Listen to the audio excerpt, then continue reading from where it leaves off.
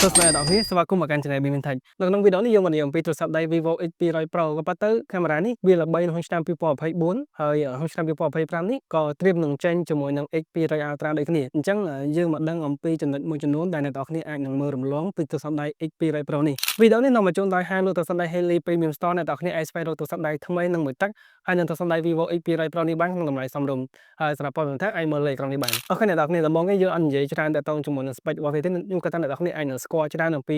Vivo X200 Pro អញ្ចឹងយើងមកនិយាយអំពីកាមេរ៉ារបស់វាទៅមុនតែម្ដងដោយសារតែនៅក្នុងវីដេអូនេះយើងនឹងនិយាយអំពីកាមេរ៉ា feature ច្រើនកាមេរ៉ាខាងក្រោយនេះគឺវាមានចំនួនតែ3គ្រាប់ទេអត់មានដល់4ឬក៏5ដូចគេទេអញ្ចឹងកាមេរ៉ាគោលរបស់វាទំហំ50 megapixel aperture f1.6 ថតនៅក្នុង23 mm វាជា lens ទម្លាយធម្មតាមួយដែលមាន PDAS និង OIS នៅក្នុងនេះផងដែរហើយសម្រាប់ lens ultra wide គឺវាមានទំហំ50 megapixel ដូចគ្នាដែលថតក្នុងកម្រិតគុណភាពល្អមែនទែនជាមួយនឹង focal length 15 mm ហើយកម្រិតមុំនោះគឺអាចថតនៅក្នុងកម្រិត119 degree ជាមួយនឹង aperture f2 ហើយសម្រាប់ lens ដែលជាតួឯងនៅក្នុងទូរស័ព្ទដៃមួយគ្រឿងនេះគឺ lens periscope telephoto ទំហំ200 megapixel វាមាន aperture f2.7 បើ compare ជាមួយនឹងទូរស័ព្ទដៃ Xiaomi 200 megapixel របស់ Xiaomi នោះគឺថតនៅក្នុង focal length ផ្សេងពីនេះហើយវាថតនៅក្នុង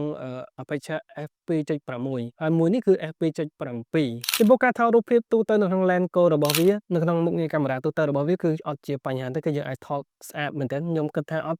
មានជាប់ជាបញ្ហាសម្រាប់ការថតអីទេខ្ញុំឃើញស្អាតគ្រប់ប្លង់ប៉ុន្តែនៅមានអ្នក complain ច្រើនអំពី lens ultra wide ក៏ដូចជា lens core របស់វា50 megapixel នេះគឺវាធ្វើបានល្អហើយសម្រាប់ទូរស័ព្ទដៃ Vivo X200 Pro នេះហើយសម្រាប់ lens periscope telephoto នេះគឺជា lens ដ៏អស្ចារ្យមែនទែនសម្រាប់ឆ្នាំ2024វាថតបានស្អាតគ្រប់ប្លង់តែម្ដងហើយសម្រាប់ការថតទូទៅរបស់វាក៏អត់ចាំបាច់មានជាមួយនឹងបើកមុខងារ portrait ដែរគឺវាមាន blur bokeh បានស្អាតមែនទែននៅក្នុងមុខងារកាមេរ៉ាគឺវាមានមុខងារច្រើនមែនទែនអញ្ចឹងហើយខ្ញុំឃើញចំណុចមុខងារ2ដែលគួរឲ្យចាប់អារម្មណ៍ប៉ុន្តែអត់សូវមានអ្នកនិយាយទេទីមួយនោះគឺមុខងារ landscape បើកជាមួយនឹង lens side perspective ដើម្បីឲ្យយើងអាចធ្វើការថតនៅក្នុង angle ណាក៏បានដែរនិយាយទៅយើងអត់សូវបារម្ភនឹងការចាប់ប្លង់ទេកាមេរ៉ានេះវានឹងធ្វើការចាប់ប្លង់ឲ្យយើងមុខងារទី2នោះគឺមុខងារ portrait AI និយាយទៅសម្រាប់មុខងារមួយនេះគឺជាមុខងារដែលល្បីគួរសមដែរសម្រាប់បណ្ដាញសង្គមក៏ដូចជាមានអ្នកធ្វើការបង្ហោះក្នុង Facebook ច្រើនដែរហើយវាមានការចាប់អារម្មណ៍មែនទែនតែតែមុខងារនេះគឺអាចធ្វើការផ្លាស់ប្ដូរនៅអាកាសធាតុរដូវកាលបានដែលវានឹងប្រើប្រាស់ជាមួយនឹងមុខ AI បញ្ជូនរូបភាពដែលវាថតបានហ្នឹងចូលទៅកាន់ feature AI ហើយធ្វើការ generate ជាមួយនឹង AI រដូវកាលដែលវាមាននៅក្នុងនេះស្រាប់អញ្ចឹងយើងអាចធ្វើការផ្លាស់ប្ដូរដូចជាការធ្លាក់ព្រិល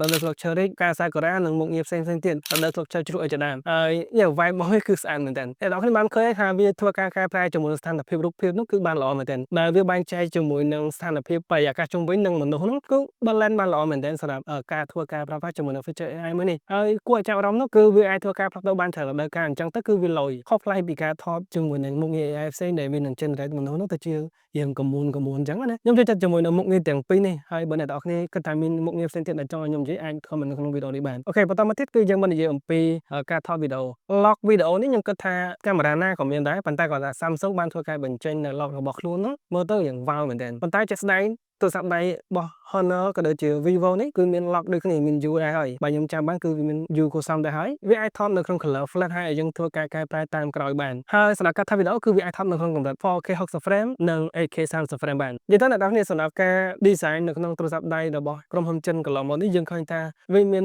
ទម្រង់ប្រាក់ប្រហែលគ្នាមែនទែនទូរស័ព្ទដៃ Xiaomi បើ layout default មកគឺដូចគ្នាគឺកង់នឹងវងមូលឲ្យដាក់កាមេរ៉ាចូលក្នុងហ្នឹងផ្ទៃខាងមុខអេក្រង់គឺ flat រៀងកោងតិចប៉ុន្តែវាជាទម្រង់អណ្ដែតឡើងលើវាមិនមែនកោងដូចជាអេក្រង់កោងខុសដូចមុនទេហើយ round ជុំវិញគឺជាប្រភេទ stainless steel ឬក៏ជាប្រភេទ aluminum ហើយក្រុមហ៊ុនខ្លះគឺបានបំពាក់ជាមួយនឹង titanium ទៀតផងបើយើងនិយាយអំពីការ design ទៅលើទូរស័ព្ទដៃ layout របស់ទូរស័ព្ទដៃចិននាពេលបច្ចុប្បន្ននេះគឺវាមានទម្រង់ស្រដៀងគ្នាខ្លាំងមែនទែនឥឡូវយើងមកនិយាយអំពី performance របស់វាគឺយើងអាចលេងហ្គេមបានហើយខ្ញុំបានតេស្តលេងហ្គេមមកជាច្រើនមកដែរសម្រាប់កម្ដៅវាឡើងមិនសូវលឿននោះទេគឺវាអាចថាទប់កម្ដៅបានល្អសម្រាប់ការលេងហ្គេមហើយនឹងការប្រើប្រាស់ទូទៅវាអត់ងាយក្ដៅទេហើយសម្រាប់ការធ្វើការតេស្តសាកល្បងទៅលើពិន្ទុរបស់វានៅក្នុងកម្មវិធីពិន្ទុផ្សេងៗខ្ញុំបានធ្វើការតេស្តសាកល្បងនៅលើ AnTuTu Benchmark វាទទួលបានពិន្ទុខ្ទង់ 2,624,000 ហើយនៅលើ Geekbench វាទទួលបានពិន្ទុ single core នោះខ្ទង់ 2,731 និង multi core វាទទួលបានពិន្ទុ 8,343 ហើយខ្ញុំក៏បានធ្វើការតេស្តជាមួយនឹង 3D Mark ជាមួយនឹងstress test ផ្សេងៗគឺយើងឃើញថាពិន្ទុរបស់វាទទួលបានសម្រាប់ base loop របស់វាខ្ទង់ 6,000 ជាងហើយនឹងទាបបំផុតនោះគឺខ្ទង់ 3,000 ជាងហើយសម្រាប់កម្រិត stability របស់វានឹងគឺខ្ទង់ 53% ប៉ុណ្ណោះចំពោះថាមពលថ្មវាក៏មិនអន់ដែរអ្នកនរថាមពលថ្មវាគឺដំណើរការបានល្អដោយសារតែថ្មវានឹងទំហំដល់ទៅ 6,000 mAh អាចធ្វើការប្រើប្រាស់បានយូរមែនទែន អូខេជាចុងក្រោយសម្រាប់ទូរស័ព្ទដៃ Vivo X200 Pro នេះបើយើងនិយាយពីទីផ្សារនាពេលបច្ចុប្បន្នទូរស័ព្ទដៃនេះក្នុងតម្លៃវាខ្ទង់$700ជាងបើប្រៀបធៀបជាមួយទូរស័ព្ទដៃ Xiaomi 15 Ultra